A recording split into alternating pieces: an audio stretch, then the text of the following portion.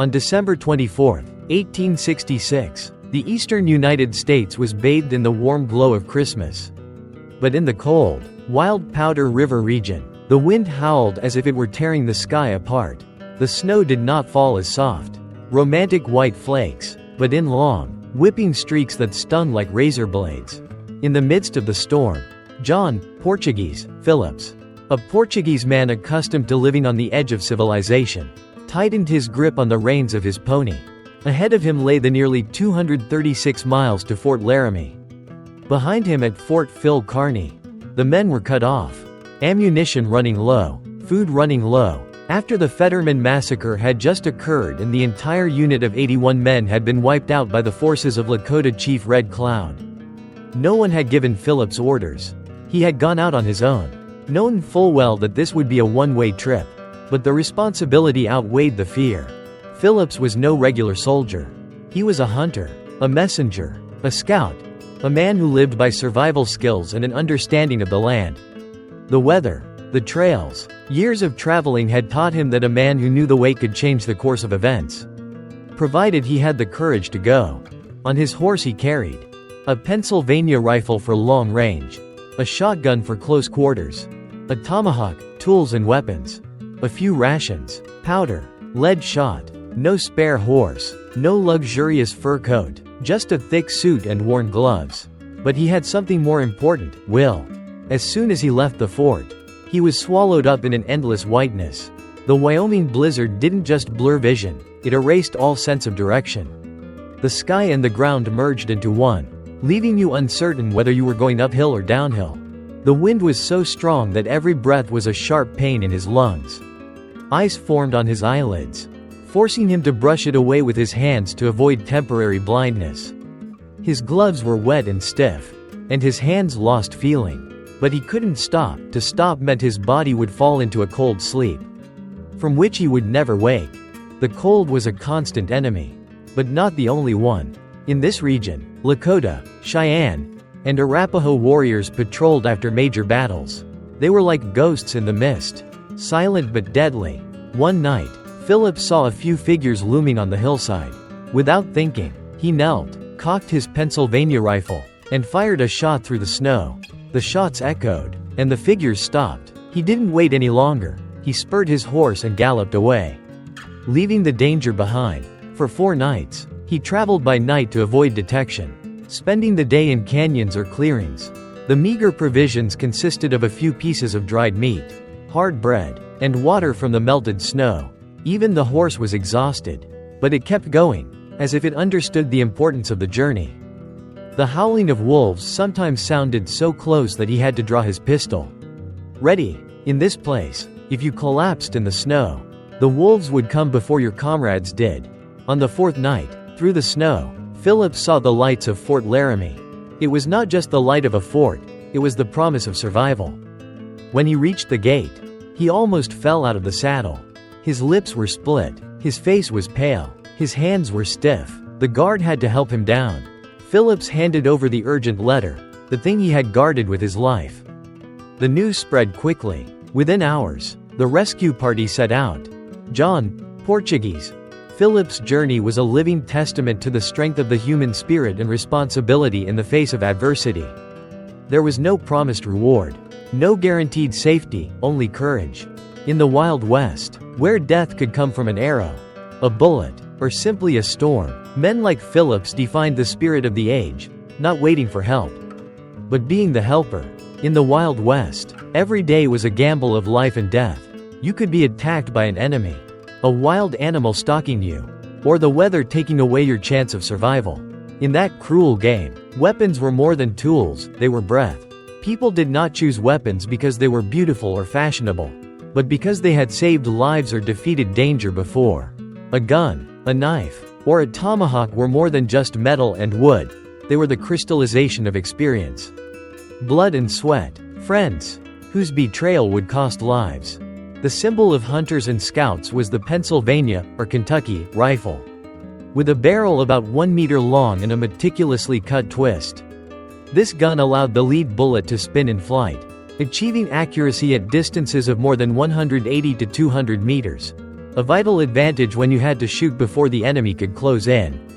Owning such a gun was a commitment to patience. Each shot requires filling the gunpowder, loading the bullet, tamping it down, setting the fuse. While smoothbore guns are only effective at 50 meters, the Pennsylvania rifle makes you the eyes of the group, the one who detects and deals with danger from a distance. An old hunter once said, "In this country, if you see the enemy before he sees you, you've won half the battle. But in the woods, canyons, or crowded taverns, shooting distances rarely exceed a few meters. That's when the pistol becomes the last resort." Derringer. Compact. One shot. Enough to create an escape opportunity. Colt Navy revolver. 6 rounds. Highly reliable. Popular choice for police, bounty hunters, and miners. Pepperbox revolver. 6 rotating barrels. Fast firing. Less accurate, but a rain of bullets at short range. Carrying a gun in the Wild West was not just for protection, but also a reminder. I am ready. In a world where the law was sometimes days away, a gun was your personal authority. Guns could jam, gunpowder could get damp, but knives always worked. Bowie knife. Long blade. Beveled tip.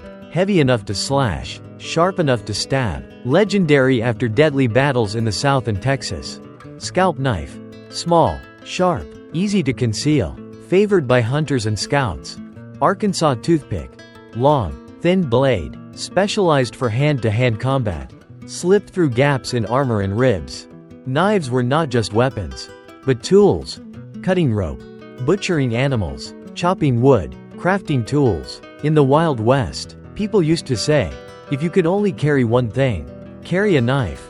Born of Native American hands and improved by European technology, the tomahawk is a testament to the fusion of cultures.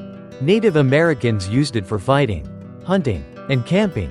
Settlers used it for chopping wood, driving stakes, and sometimes settling disputes. Some tomahawks even had a pipe at the other end, allowing them to smoke while observing their enemies. The weapon was also famous for its throwing ability. A Métis hunter once silenced the camp by throwing it at a tree 20 paces away. The steel blade embedded itself deeply, vibrating slightly as a warning. If the rifle is a surgical needle, the shotgun is a sledgehammer. The coach gun, short barrel, 2 bullets, was the favorite of male car guards and saloon keepers. At 50 yards, it was enough to stop a gang of horse thieves. Easily available through catalogs like Sears and Roebuck. Cheap, and unlikely to break, the shotgun became the weapon of the house. At night, many people propped their shotguns against the wall next to their beds. In a land where it could take all day for the police to arrive, the sound of a shotgun cocking was sometimes all it took to quell a fight. In the Wild West, weapons were also a personal statement. A shiny Winchester showed that you had the means and cared for your belongings. A worn knife with a wooden handle told the story of years spent on the road. Theodore Roosevelt, before he became president, took a Winchester 1876 and a Bowie Sheffield to the Dakota Badlands, not just to hunt bears, but to demonstrate that he respected the unwritten law of the land: be ready or be eliminated. In the Wild West, a gun could save your life, but only if it worked properly. So even after a long day of hunting or marching, when the body was exhausted, a man would sit by the fire, open each part, and wipe off the dust, soot, and moisture. It was called cleaning before dreaming, a quasi-religious ritual. No one went to sleep without a weapon ready for the next day, because a jammed bullet meant a fresh grave. The climate in the Wild West was unpredictable: hot mornings, rainy afternoons, snowy nights. The constant change in temperature caused the metal to sweat. The surface was moist, creating conditions for rust to corrode. If even a little moisture got into the barrel, the gunpowder could clump, rendering the next shot useless. Many rusted gun bodies have been found alongside human skeletons at sites, evidence of deaths caused by a single moment of neglect. A gunsmith never left home without his maintenance bag, which usually included a steel or wooden barrel cleaning rod, an oiled cloth for wiping and oiling, a fine stone powder for polishing the surface, a can of animal fat, usually bear or deer fat, mixed with beeswax to protect against moisture, a bullet mold, 2 pieces of metal joined together, hot lead poured into them to cast a new bullet, This not only kept the weapon ready, but also extended its life for decades. The people of the Wild West viewed maintenance not as a technical task, but as a rite of passage. Some whispered to their guns as they cleaned them, treating them as companions. Others, while sharpening their knives, recounted the times the weapon had saved their lives. A hunter named Caleb wrote in his 1872 diary, "I wipe each section as if I were stroking my son's hair. Tomorrow morning I may need it to feed my son." In the winter of 1870, at a fur trading post near the Yellowstone River, a group of 5 men was surrounded by Sioux warriors, while the others fortified the door. A gunman named Harris quietly took off his Colt and wiped off the wet mud from the day before. When the battle broke out, his Colt was the only weapon that fired smoothly for the first 10 minutes. After that, the poorly maintained guns started to jam. Harris and his clean gun kept the group alive until reinforcements arrived. In the rain, remove the gun, wrap it in oilcloth, and hang it high over the fire to dry. In the snow, wipe as soon as possible, as water from the snow entering the barrel is the leading cause of jamming. In the desert, fine sand dust sticks to the trigger mechanism. Even a single grain of sand can cause the locking mechanism to malfunction. Wise people spend 15 to 20 minutes a day taking care of their weapons, no matter how tired they are. Today, modern weapons require less extreme maintenance, but the principle remains the same. A life-saving tool must always be in top condition. This applies not just to guns or knives, but to any device you rely on in an emergency. The people of the Wild West understood that when you are in a place without help, survival is a matter of small but consistent habits. In the Wild West, when 2 men walked into the same saloon, you didn't have to ask much to know who they were. Just look at what they carried on their hips or tilted beside their chairs. Weapons were a language that didn't make a sound but spoke volumes about its owner. A brand new Colt with a shiny barrel showed that the owner had money and cared about his image. A Winchester with a worn stock and a few marks on it told the story of a hunter who had survived dozens of winters.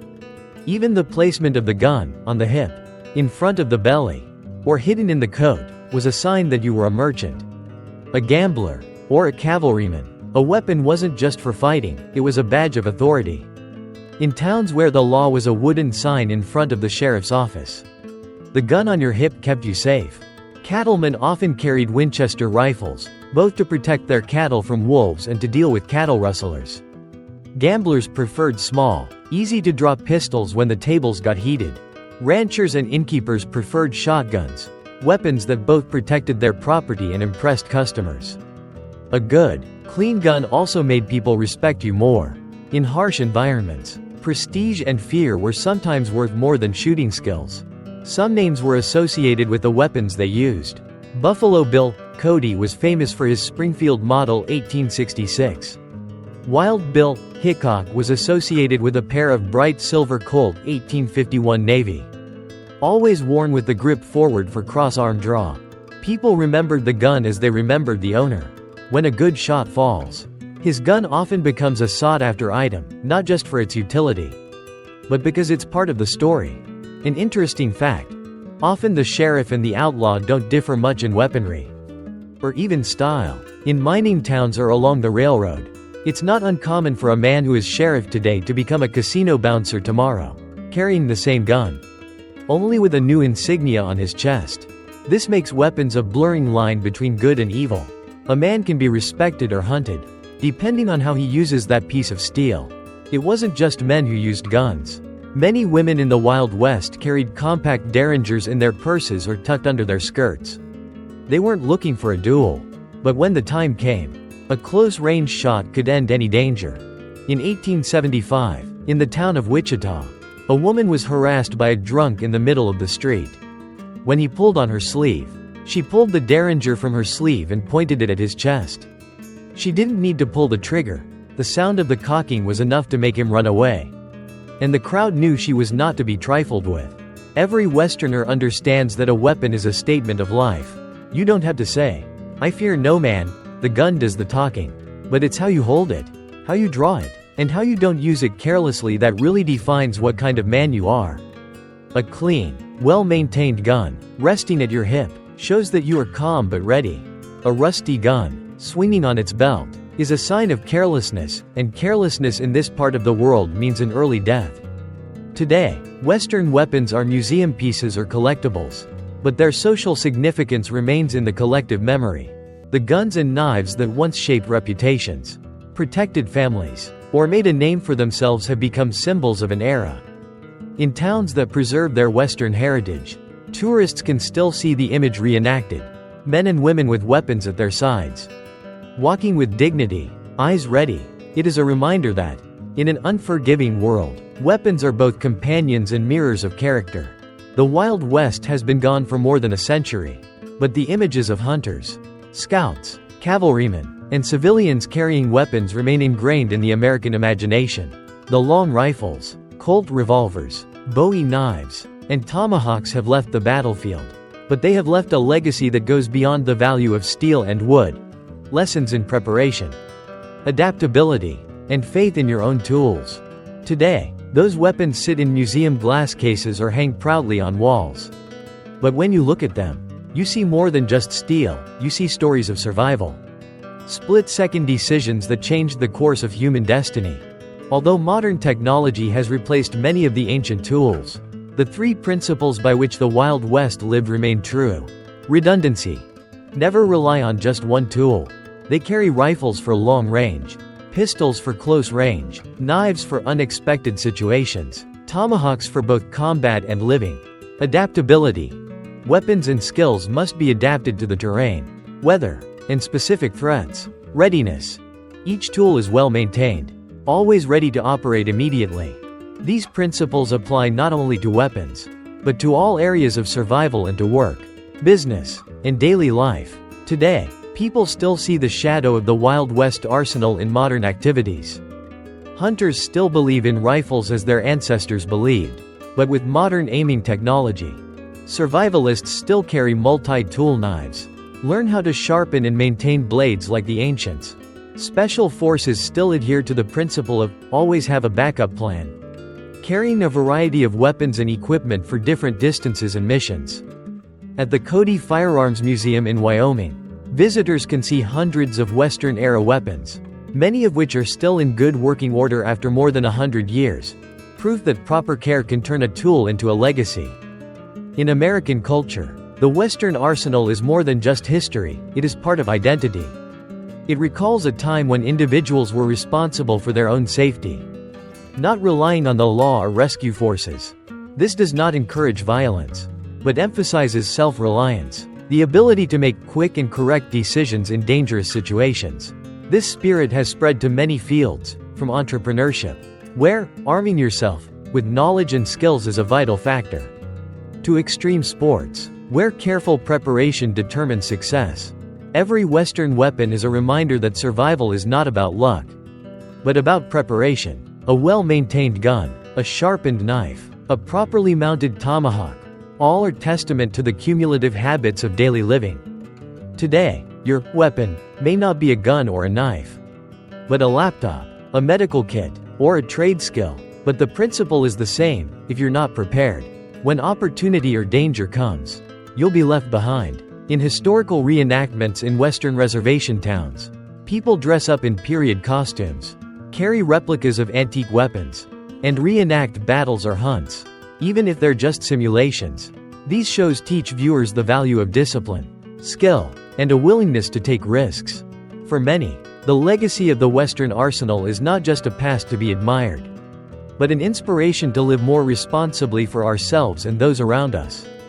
The guns and steel of the West have fallen silent, but if you stand in a deserted museum, in front of an old Pennsylvania rifle or Bowie knife, you can hear its echo, a reminder of the people who lived, fought, protected, and sometimes died, all for survival.